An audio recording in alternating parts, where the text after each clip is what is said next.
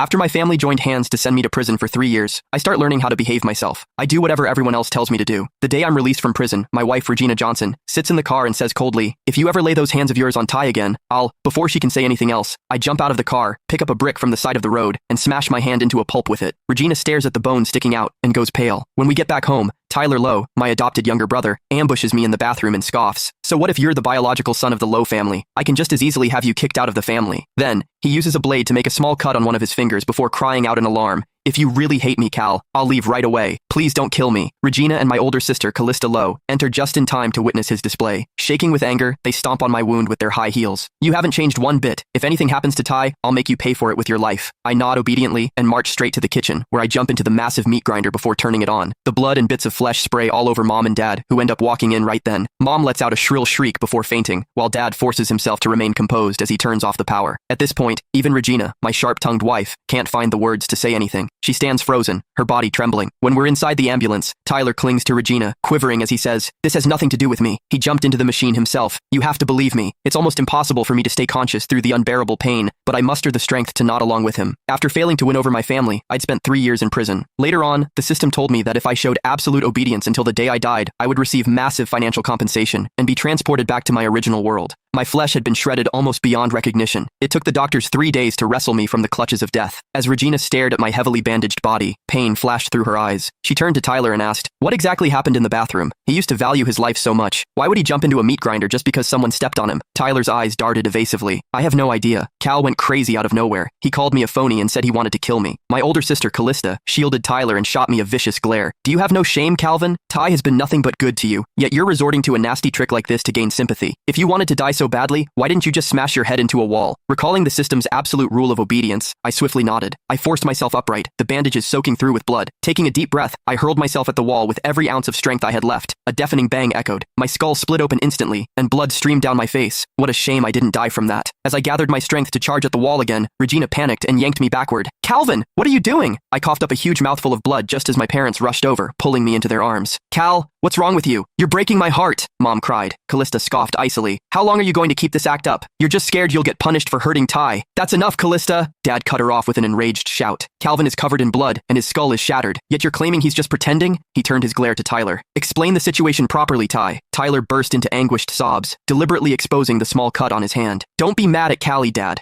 It's all my fault I framed Cal. I was jealous of him, so I falsely accused him. Just punish me instead." Everyone's expressions turned uneasy. Regina's grip around me loosened, a conflicted look in her eyes before she pulled her hand away. "Calvin, it doesn't matter who's right or wrong anymore. All you have to do is apologize to Ty, and this matter is settled." I remembered Regina's warning the day I got